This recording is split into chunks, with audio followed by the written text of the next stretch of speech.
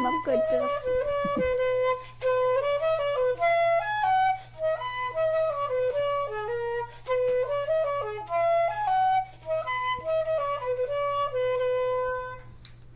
Hi, this is Sally Morgan, physical therapist, craniosacral therapist, and Tellington T-Touch practitioner for animals and people. This is Tristan.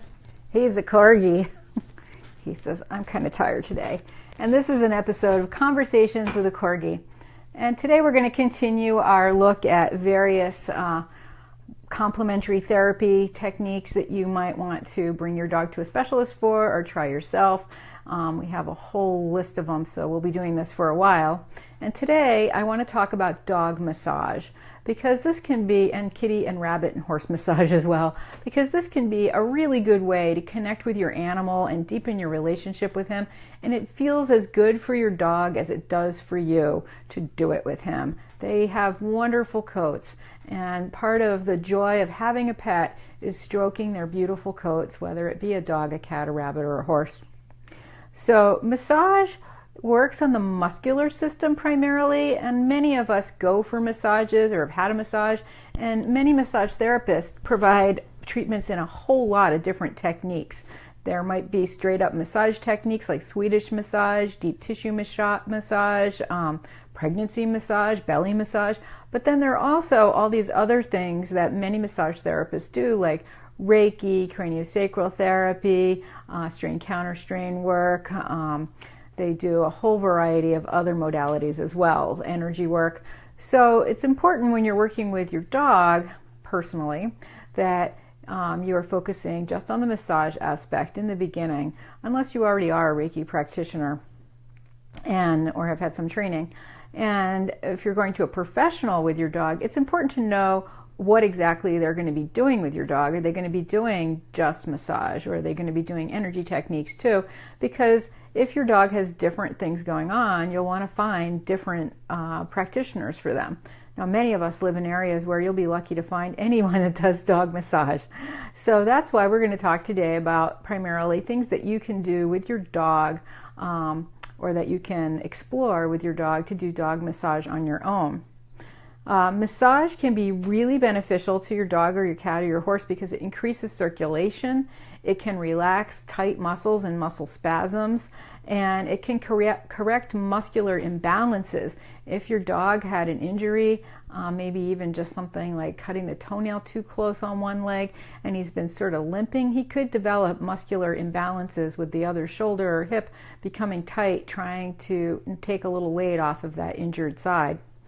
It also can improve gait and posture in your dog to do muscular massage with them. It can help them have a more symmetrical muscular system throughout their body. And primarily what most of us are going to be doing with our pets is to promote relaxation in them and to enhance your relationship with them. And one of the things we say in T-Touch is that a dog that is in physical balance is a dog that's in emotional balance. And that is true for horses, dogs, and rabbits and cats as well. So it's important to pay attention to your animal's body. With horses, we are grooming them every day, and if you do a good job with that, you have inspected every inch of your horse every day before you ride him. Or even just in general, you should groom him even if you're not riding him.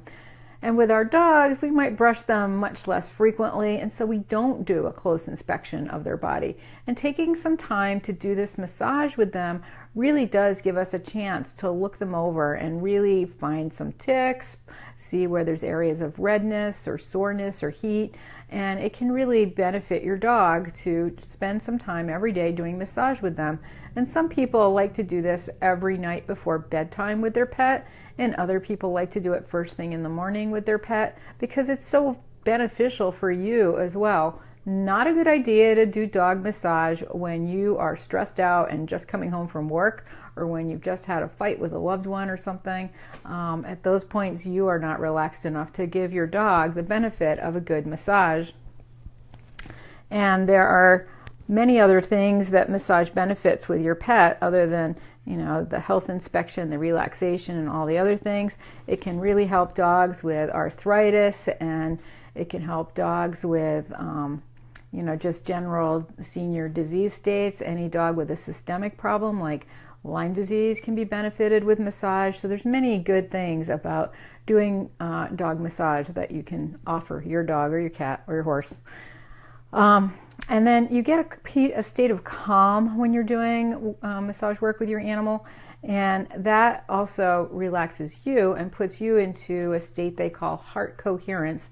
You can look that up at the Heart Math, like Mathematics Institute.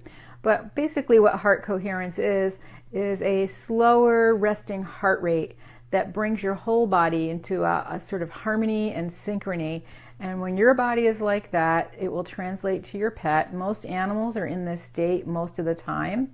They are not as stressed as we are generally. And so they are able to get excited about the squirrel or the postal delivery person, but then calm back down to their restful state. A lot of humans don't do that so well because of our lives. So when you're in this state of heart coherence yourself, you'll be in heart coherence with your pet. And that is why this is a great thing to do to bond with your dog. And you're going to give him focused attention, which is a really good thing to do for your dog. So dog massage can benefit their health. And we're just going to talk about one of the most basic techniques that you can do with your dog, which is in massage terms called effleurage. And it really is just lightly running your hands over the body. And it's used to calm the tissues, and you can use it to warm up your dog as well. And it affects lymph primarily if it's light, because the lymph vessels many of them are pretty close to the surface of the skin, and this light massage can stimulate the lymphatic flow. Lymph is important for your dog's immune health, and it's an important part of recovery from any kind of an illness. So if your dog has a systemic thing like Lyme disease, this just simple effleurage will be an easy thing to do with your dog. So you're just going to put your hand on your dog and try to connect with the skin through the fur. I have a furry one here. And you just lightly run your hand slowly, slowly, slowly over the dog's body. And as I've taught you many times in my T-Touch talks, make sure you connect your pet's feet to the floor or to your lap, wherever your pet is. Don't just stop at the top of the leg. Always go all the way down your dog's body. And this is similar to the T-Touch Noah's March, but I think it has a little bit more pressure depending on your dog's musculature. It will be lighter pressure if you have a senior dog. If you have a dog that's performing in agility, it's going to be a little bit more of a deeper technique. And if you're going to be doing massage with your dog, you want to do this in a calm space. Nice music playing in the background is good. I love Bach or Vivaldi because it activates the right and left hemispheres of the brain. But any Reiki music that you might find, anything that says this is a CD for Reiki, is often a good one to use for massage. And there are many CDs that have dog music on them. Some of them, like one I have, is a little bit activating. It's kind of got plinky music, and it gets dogs kind of attentive, not relaxed. And you want to have your dog positioned comfortably when you're doing this with them. And that might be laying down. Poor Tristan, he has to stand up so you can see him because he's short.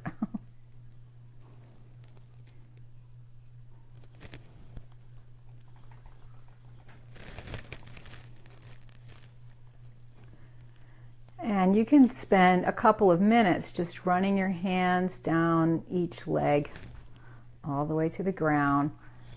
That's a couple of minutes per leg. And you can do the same thing on their tail. If we have a tail, we have what I call a virtual tail.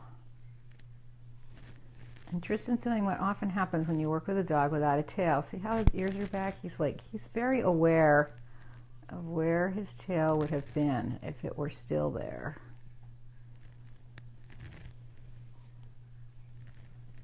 Biscuit. And you can do the same thing on the ears if your dog's ears stick up like my Corgis. And as we learned in T-Touch, don't let go of the ear and let it snap like that. That's very uncomfortable. Kind of support it. And in fact, stroking the ears like this is like the ear slides in T-Touch.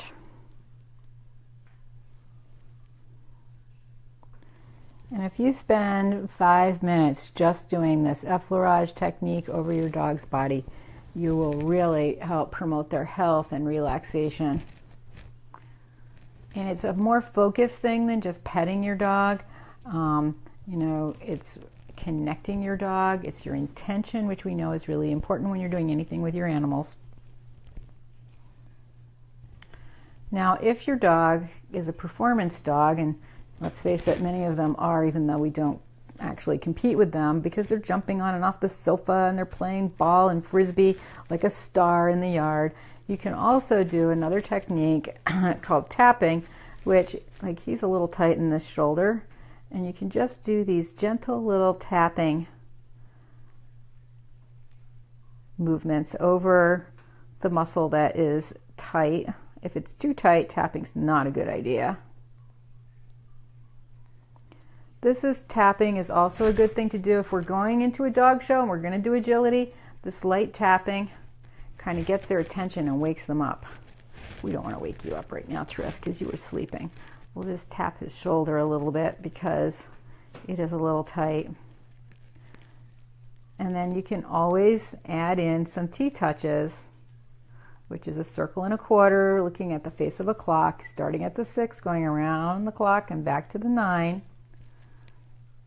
And your middle finger, for what I'm doing here, is a clouded leopard and a lying leopard. Your middle finger is kind of doing the driving, and the other fingers are following that around.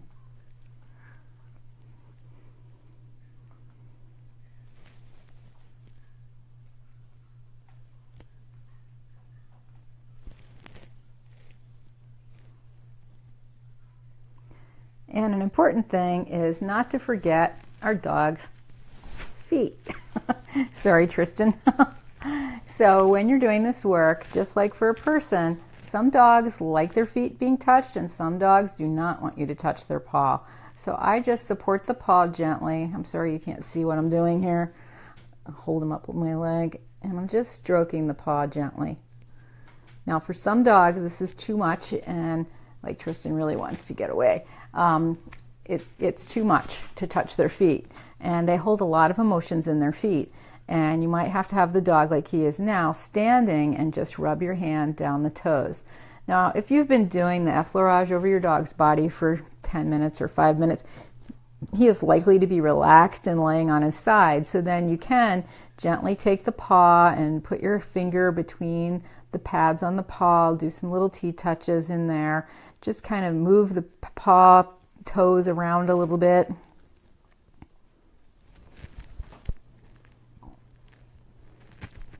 And there are books about dog massage that you can get online. And also on my website, www.sallymorganpt.com, there is an article that I contributed to that was on chewy.com that you can look at some more specifics about doing some of the techniques we talked about today. So massage is a really important thing to do with your dog. It helps bond with him. It gets you familiar with his body so that you are able to know if there's anything different. Gosh, I'll never forget a dog that I knew. He came to me for a cranial session, and really just sort of a fun one because the person was kind of interested in seeing how her dog responded because she had taken some cranial classes. And I put my hand on the dog here, as I do when I always start any kind of work, and my fingers just went down under his armpit, right here. And my God, the dog's lymph nodes, every one, had blown up the size of a small golf ball or a jawbreaker or something. And I looked back here, same thing. The dog had severe leukemia, and because nobody, it was a husky, it had fluff, nobody had really ever put their hands over their dog and noticed that he had these huge lumps.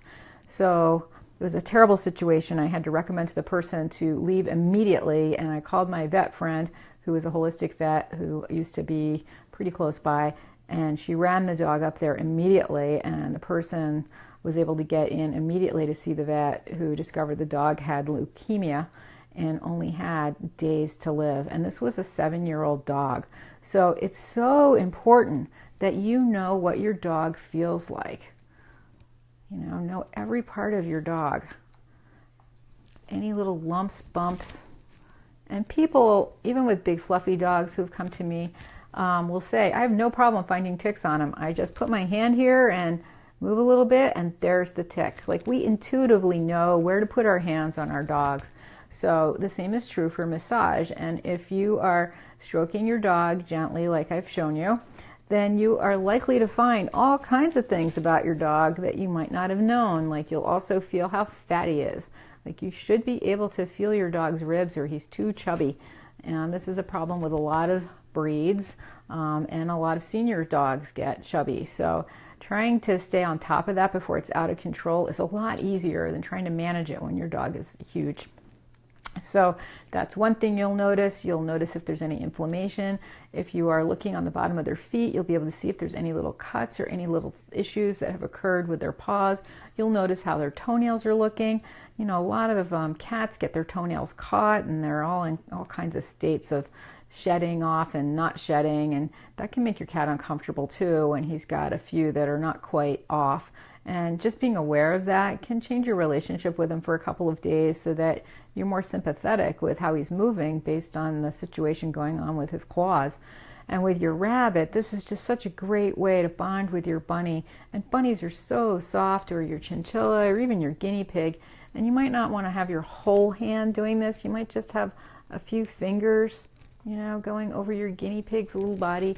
And any animal you have can really benefit from massage. If you have a bird, either use one finger if your bird likes to be stroked, or use one of the feathers that fell out of your bird if you can get a good sturdy one, and just use that to stroke the bird gently. It can really enhance your relationship with your animal and really benefit them and their health in so many ways, and help you be more aware of what's going on with their body, so that you are a more informed pet owner or horse caretaker. And many horse people that I've worked with over the years have learned to combine a little bit of massage with their grooming, and make the grooming not so much about getting the horse clean as much as exploring the body and helping his muscles relax before we go riding. You know, doing a little, we used to, in T-Touch, we have a thing called the jellyfish jiggle like this. This is a good way to loosen the muscles in your dog. If he's going to be going out in the snow and working really hard from the minute he's out the door, because my dog's short, doing these jellyfish jiggles can really loosen up the muscles and help him relax. It's a good thing to do with your dog too after you've been out running in the snow, or for a long hike, or you know, at an agility trial. Just these, that really helps increase the circulation in the muscles. So remember the jellyfish jiggles. We don't talk about that all the time with T-Touch like we used to, and we don't do it so much on these little animals because it's hard, you know, on a little chinchilla or a guinea pig to get this movement. But horses certainly love it. And some of our bigger dogs, the pits and the ridgebacks and the German shepherds and the rotties, they sure love it too. So take some time to do some massage with your pet every day, and you can explore some other techniques. You can look up all of my T-Touch techniques that are archived on YouTube under Conversations with a Corgi, or you can get a book and look up some of these things, or you can even speak to your friend who might be a human massage therapist, and they can even point out some things that could be useful for you to try with your dog. But get your hands on your dog. Really begin to understand how their body feels, because that's what's going to help you in the long run provide preventative care and keep your dog healthy and happy as long as you want him to stay with you. So thanks for joining us today. This has been Conversations with a Corgi, where we've talked a little bit about massaging your pets or your horse. And you can again go to my website, www.sallymorganpt.com. And there is that article posted, I think it's the third one down in the written media on chewy.com, that gives you a little bit of information about massage that you can review. And I hope you enjoy spending some time with your dog or your cat or your horse or your bunny doing some massage. And after all, our cats massage us. Why wouldn't we want to offer the same to them? Thanks for joining us.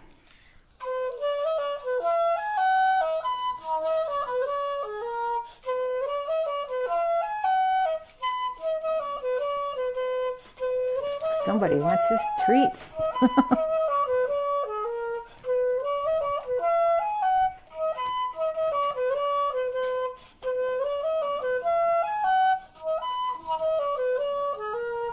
Handsome. He's a handsome corgi. Whoops. Sun's coming out here in New England.